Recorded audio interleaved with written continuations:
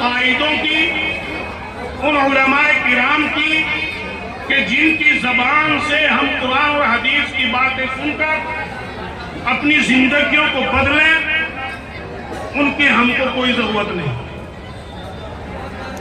اس لیے اللہ رب العزت نے قرآن کریم کے اندر ارشاد فرمایا وَمَنْ أَعْرَضَ عَنْ ذِكْرِي فَإِنَّ لَهُ مَعِيشَةً ضَنْكًا۔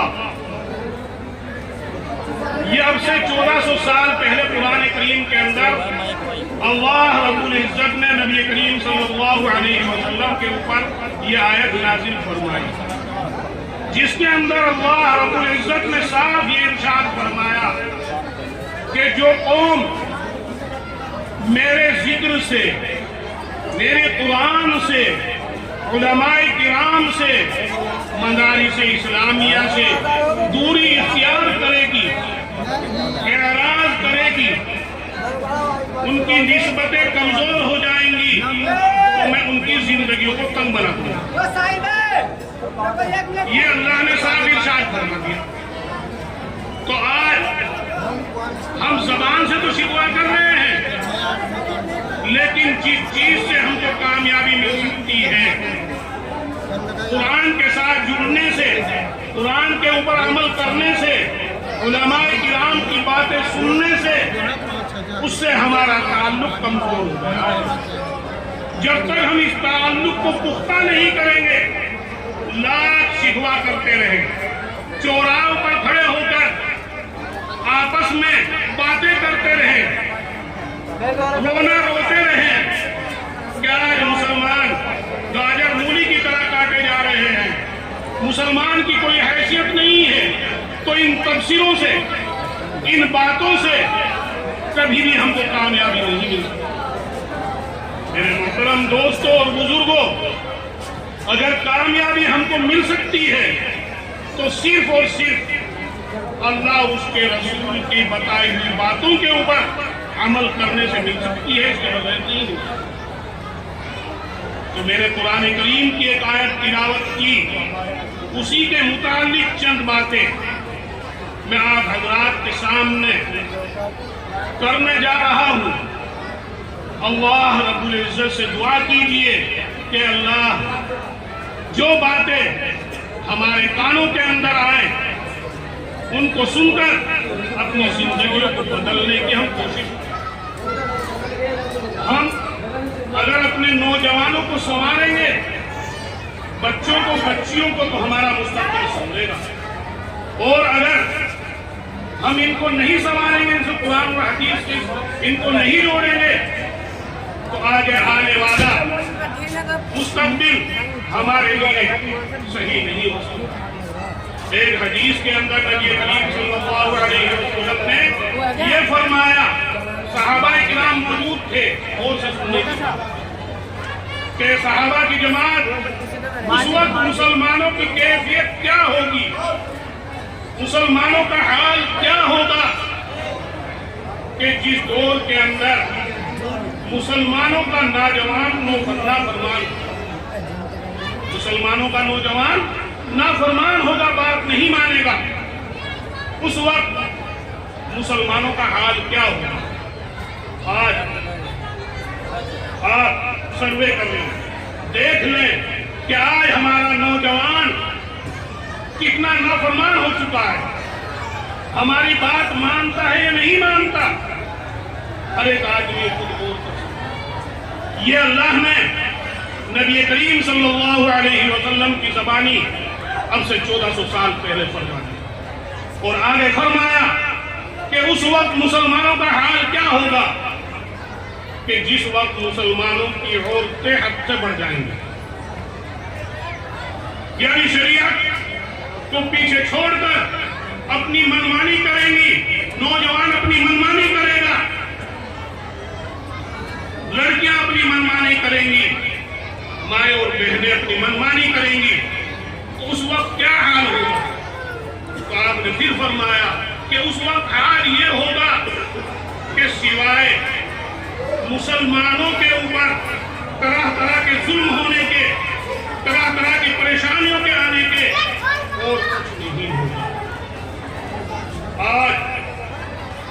وہی زمانہ جو نبی کریم صلی اللہ علیہ وسلم نے اب سے پہلے بیان کیا وہ آج ہمارے آنکھوں کے سامنے ہو رہا ہے۔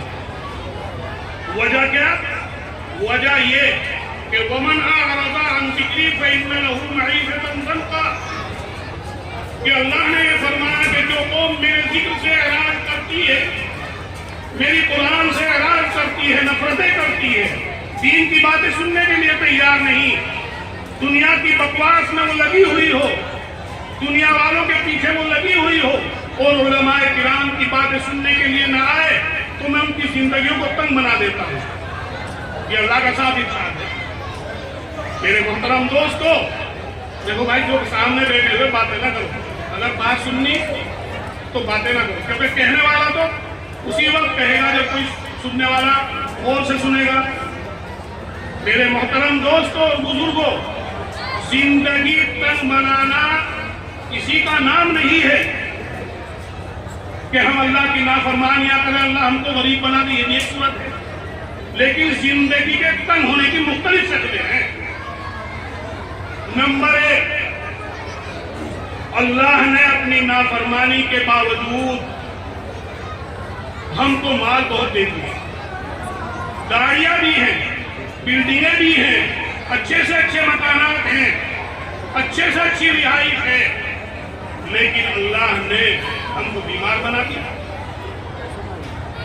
مال ہے، نعمتیں ہیں، بیمار اللہ نے بنا دیا۔ جب کسی اسپتال کے اندر پہنچے، کسی ڈاکٹر کے پاس پہنچے تو ڈاکٹر نے پابندی لگا دی کہ تم فلاں چیز نہیں کھا سکتے، فلاں چیز استعمال نہیں کر سکتے۔ کیا زندگی تنگ ہے؟ نہیں۔ اس مال سے کیا فائدہ کہ جس سے وہ خود فائدہ نہ اٹھا سکے؟ آج دیکھ لیجیے کہ بڑے بڑے مالدار، بڑے بڑے کروڑ پتی اگر رات کو سوتے بھی ہیں تو نیند کی گولیاں لے کر سوتے ہیں، بیمار ہیں، اس مال سے کوئی فائدہ نہیں اٹھایا۔ یا ایک صورت یہ ہوئی زندگی تنگ بنانے کی، اللہ نے فرمایا وَمَنْ أَعْرَضَ عَنْ ذِكْرِي فَإِنَّ لَهُ مَعِيشَةً ضَنْكًا، کہ جو قوم میرے ذکر سے اعراض کرتی ہے میں ان کی زندگی کو تنگ بنا دیتا ہوں۔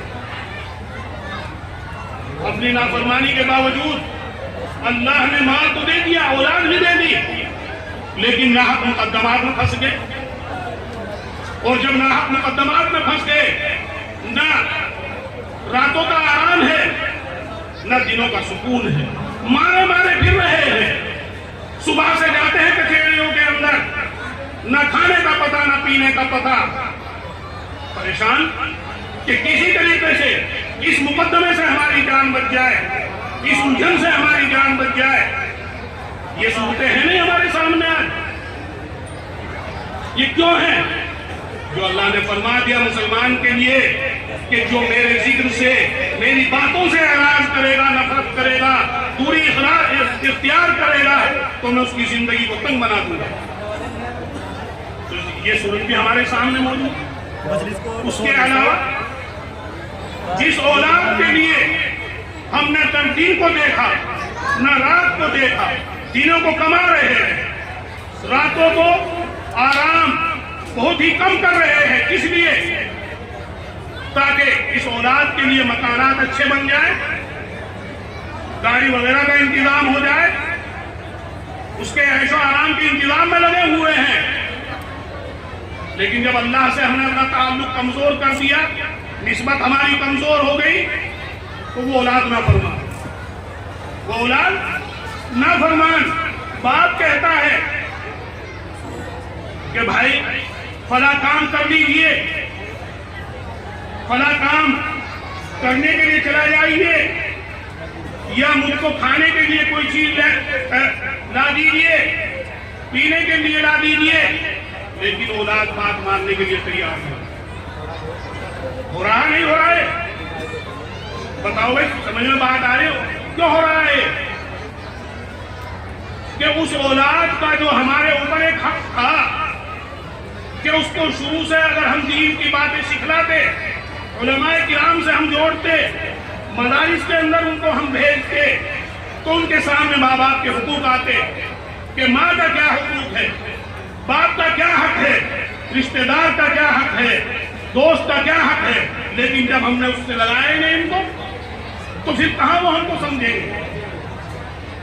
تو اولاد بھی ہے، مال بھی ہے، کوٹھی بنگلے بھی ہیں، لیکن زندگی تنگ۔ وجہ وہی جو اللہ نے فرما دیا وَمَنْ أَعْرَضَ عَنْ ذِكْرِي فَإِنَّ لَهُ مَعِيشَةً ضَنْكًا، کہ جو شخص میرے ذکر سے اعراض کرے گا، جو قوم میرے ذکر سے، میرے قرآن سے اعراض کرے گی، ایک نہ ربی بتلا رہا ہے، میں ان کی زندگیوں کو تنگ بنا دوں گا۔ نبی کریم صلی اللہ علیہ وسلم نے ایک حدیث کے اندر فرمایا کہ قیامت کی 15 نشانیاں ہیں، ان میں سے 2 نشانی میں آپ کو بتلا رہا ہوں کہ نمبر 1 قیامت کی نشانیوں میں سے ایک نشانی یہ ہے کہ بچہ، بیٹا باپ کی بات نہیں مانے گا اور دوست کے اوپر اپنے جان اور مال کو قربان کرنے کے لیے تیار ہے۔ آج دیکھ لیجیے کہ وہ باپ کہ جو صبح سے شام تک کما رہا ہے، اس نے اس کو بچپن سے بڑا کیا، اس کے عیش و آرام کے سامان مہیا کرائے، وہ اگر اس کو آواز دیتا ہے کہ بھائی کہاں جا رہے ہو، موبائل قائم کا لگا ہوا ہے، سننے کے لیے تیار نہیں، بتانے کے لیے تیار نہیں کہ میں کہاں جا رہا ہوں۔ اور دوست کا فون آ رہا ہے، اس دوست کے ساتھ وہ کہیں مجلسیں لگا رہا ہے، کئی ہوٹلوں پر جا رہا ہے، کئی ہوٹلوں پر کھانے چل رہے ہیں، یعنی دوست کے اوپر تو مال بھی قربان ہو رہا ہے، جان بھی قربان ہو رہی ہے، اور باپ کی بات ماننے کے لیے تیار نہیں ہے۔ یہ قیامت کی نشانیوں میں سے ایک نشانی ہے، اور یہ آج ہماری آنکھوں کے سامنے آ رہی ہے۔ تو میرے محترم دوستوں اور بزرگوں اور نوجوانوں، اگر ہم اپنے ماں باپ کی قدر نہیں کریں گے، اپنے ماں باپ کی خدمت نہیں کریں گے، تو ہم بھی ماں باپ بننے والے ہیں، پھر کل جو آئے گی تو وہ بھی ہمارے حالت کو پوچھنے والے نہیں ہوں۔ میرے محترم دوستوں اور بزرگوں، یہ باتیں کیوں پیدا ہوئی؟ یہ باتیں اس لیے پیدا ہوئی کہ ہم نے قرآن سے دوری اختیار کی، دین کی باتوں سے دوری اختیار کی۔ آج دین گھر گھر پہنچ چکا ہے، قرآن کی تعلیم گھر گھر پہنچ چکی ہے۔ کوئی مسلمان کا گھر یہ نہیں کہہ سکتا کہ ہمارے یہاں کوئی قرآن پڑھنے والا نہیں ہے، بچہ ہے، بچی ہے، سب قرآن پڑھنے والے ہیں، لیکن عمل نہیں ہے۔ جب تک عمل نہیں ہوگا تو اس وقت تک ہم کو کامیابی نہیں ہوگی۔ میرے محترم دوستوں اور بزرگوں، میں آپ کو بتلا رہا تھا کہ اللہ زندگی تنگ کرنے کے مختلف طریقے آج ہمارے سامنے آ رہے ہیں۔ اسی طریقے سے ہماری بیٹیاں ہیں، ہماری مائیں اور بہنیں ہیں، جو نبی کریم صلی اللہ علیہ وسلم نے فرمایا کہ اس دور کا حال کیا ہوگا جبکہ ہماری عورتیں حد سے بڑھ جائیں گی۔ اور حد سے بڑھنے کا مطلب کیا ہے؟ حد سے بڑھنے کا مطلب یہ ہے کہ وہ اپنی شوہروں کی نافرمان ہوں گی، اور جو شریعت کے احکام ہیں ان کے اوپر عمل کرنے والی نہیں ہوگی، تو اس وقت تباہی اور بربادی کے علاوہ کچھ نہیں ہوگی۔ آج ہمارا نوجوان طبقہ ان جگہوں کے اوپر دیکھتا ہے کہ جو شیطان کے اڈے ہیں۔ نبی کریم صلی اللہ علیہ وسلم نے فرمایا کہ جو شیطان کے اڈے ہیں وہ گندی جگہ ہیں، جو گندی جگہ ہوتی ہے وہ شیطان کے اڈے ہیں، شیطان کے مکانات ہیں، شیطان کے گھر ہیں۔ آج آپ دیکھ لیجیے اپنے نوجوان کو کہ جہاں نالی ہوتی ہے، نالی گندی نالی بہ رہی ہے، تو رات کو کوئی ادھر بیٹھے، 4 ادھر بیٹھے، وہی بیٹھا اپنا وقت گزار رہے ہیں۔ اسی طریقے سے چوراہوں کے اوپر وہ کھڑے ہوئے ہیں اور گندی جگہ پر کھڑے ہو کر سوائے گندے خیالات کے اور خیالات ان کے دل و دماغ کے اندر نہیں جا سکتے۔ میرے محترم دوستوں اور بزرگوں، اگر ہم نے اپنے نوجوان کے اوپر کنٹرول نہ کیا، اپنے نوجوان کو غلط سوسائٹوں سے نہ بچایا، غلط جگہوں سے نہ بچایا، تو ہمارے لیے تباہی اور بربادی کے علاوہ اور کچھ نہیں ہو سکتا۔ وہی قائم لیے ہوئے ہیں، غلط باتیں اس کے اوپر سن رہے ہیں، غلط باتیں دیکھ رہے ہیں، غلط باتوں کا میسج کر رہے ہیں، اس لیے کہ شیطان کی جگہ ہم دیکھو۔ اللہ نے قرآن کریم کے اندر ارشاد فرمایا یا ایھا الذین آمنوا لا تتبعوا خطوات الشیطان، کہ ایمان والو تم شیطان کے نقش قدم پر مت چلو۔ اگر تم شیطان کے نقش قدم پر چلو گے تو سوائے تباہی اور بربادی کے تمہارے لیے کچھ نہیں ہے۔ اور جب ہم نالیوں کے اوپر بیٹھیں گے، چوراہوں کے اوپر بیٹھیں گے، پوری رات اور غلط باتیں ہم موبائلوں کے اندر دیکھیں گے، اللہ اور اللہ کے رسول کے حکم کو ہم نہیں مانیں گے تو سوائے تباہی اور بربادی کچھ نہیں ہو سکتا۔ تو آج اپنی نوجوان بچوں اور بچیوں کو سنبھالنا اس زمانے کے اندر جبکہ فتنوں کا دور ہے ہمارے لیے بے حد ضروری ہے۔ ان کی نسبت، ان کا تعلق قرآن اور حدیث سے قائم کرنا ہمارے لیے بے حد ضروری ہے۔ اس کے بغیر ہم کو کامیابی ملنے والی نہیں ہے۔ میرے محترم دوستوں اور بزرگوں، نبی کریم صلی اللہ علیہ وسلم نے ایک حدیث کے اندر فرمایا کہ ایک دور وہ آئے گا، میری مائیں اور بہنیں بھی ادھر سن رہی ہیں، کہ ایک دور وہ آئے گا کہ عورتیں کپڑے پہنے ہوئے ہوں گی لیکن وہ ننگی ہوں گی۔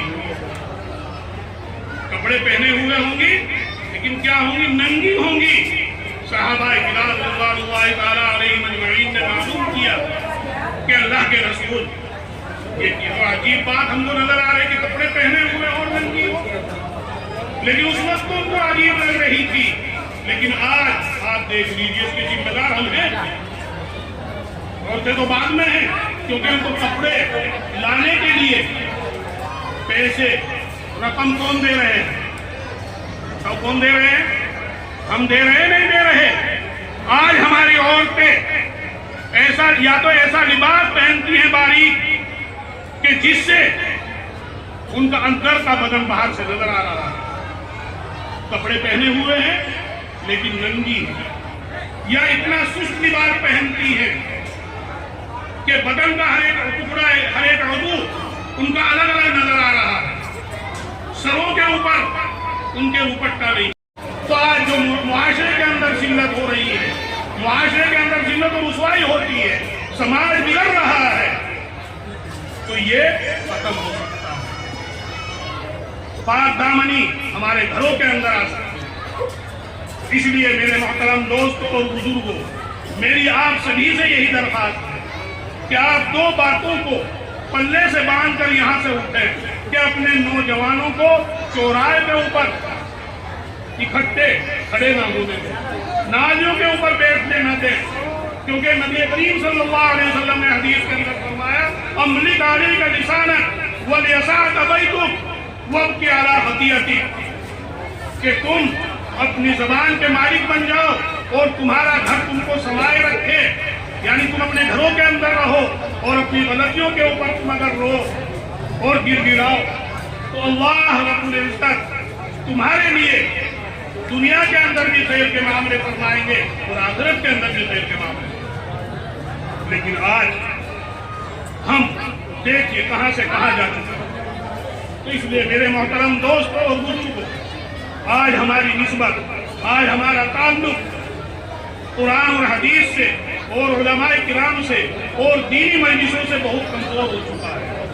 اگر اس کمزوری کو ہم دور نہیں کریں گے اور اپنے تعلق کو نبی کریم صلی اللہ علیہ وسلم سے پختہ نہیں جوڑیں گے، قرآن سے پختہ نہیں کریں گے تو سوائے تباہی اور بربادیوں کے ہمارے لیے کچھ نہیں ہے۔ قرآن کریم کی آیت میں نے شروع میں پڑھی تھی، اس کے اندر اللہ رب العزت نے ارشاد فرمایا قل ان کنتم تحبون اللہ فاتبعونی، کہ آپ کہہ دیجئے کہ اگر تم اللہ سے محبت کرنا چاہتے ہو تو نبی کریم صلی اللہ علیہ وسلم فرما رہے ہیں کہ تم میری اتباع کرو، میری بات کرو۔ اصل تو نسبت کے اوپر مجھے بیان کرنا تھا، لیکن یہاں کا جو حال دیکھا اس کو دیکھ کر کچھ باتیں نوجوانوں کے اعتبار سے، اپنی عورتوں کے اعتبار سے وہ سامنے آئی اگر ہم اپنی نسبت کو اللہ اور اللہ کے رسول سے پختہ کر لیں گے تو انشاءاللہ ہم کامیاب ہو جائیں گے۔ ہم تو انسان ہیں، اگر ایک اللہ کے رسول سے ایک جانور کی نسبت بھی ہوتی ہے تو وہ جانور بھی دنیا کے تمام جانوروں سے اعلیٰ اور افضل ہو جاتا ہے۔ علماء کرام یہاں بیٹھے ہوئے ہیں، یہ جانتے ہیں کہ جس وقت حضرت حلیمہ رضی اللہ تعالی عنہا نبی کریم صلی اللہ علیہ وسلم کو دودھ پلانے کے لیے مکے کے اندر لینے کے لیے آئی تو آپ جس اونٹنی کے اوپر سوار ہو کر آئی وہ اونٹنی بہت کمزور تھی۔ یہ اس تعلق سے یہ ایک قصہ میں آپ حضرات کے سامنے بیان کر رہا ہوں کہ اگر ہماری نسبت بھی صحیح پختہ ہو جائے تو انشاءاللہ ہم بھی دنیا کے اندر کامیاب ہو جائیں۔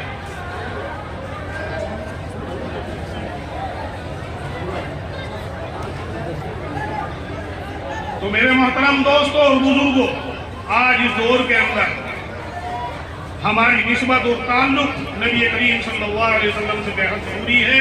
میں آپ کو بتلا رہا تھا کہ جس اونٹنی کے اوپر سوار ہو کر حضرت حلیمہ رضی اللہ تعالی عنہا آئی وہ بہت کمزور تھی، لیکن جس وقت میرے نبی کی نسبت، میرے نبی کا تعلق اس کمزور اونٹنی سے جڑتا ہے تو تاریخ کی کتابوں کے اندر آتا ہے کہ وہ اونٹنی جو اور دوسرے دائی آئی تھی بچوں کو دودھ پلانے کے لیے جن سواریوں کے اوپر لے کر، وہ تیز رفتار سے ان سے زیادہ تیز رفتار ہو گئی، ان سے زیادہ تیز چلنے والی ہو گئی۔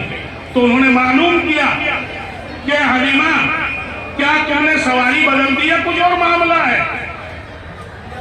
تو میرے محترم دوستوں اور بزرگوں، حضرت حلیمہ نے جواب دیا کہ سواری نہیں بدلی، سوار بدل گیا۔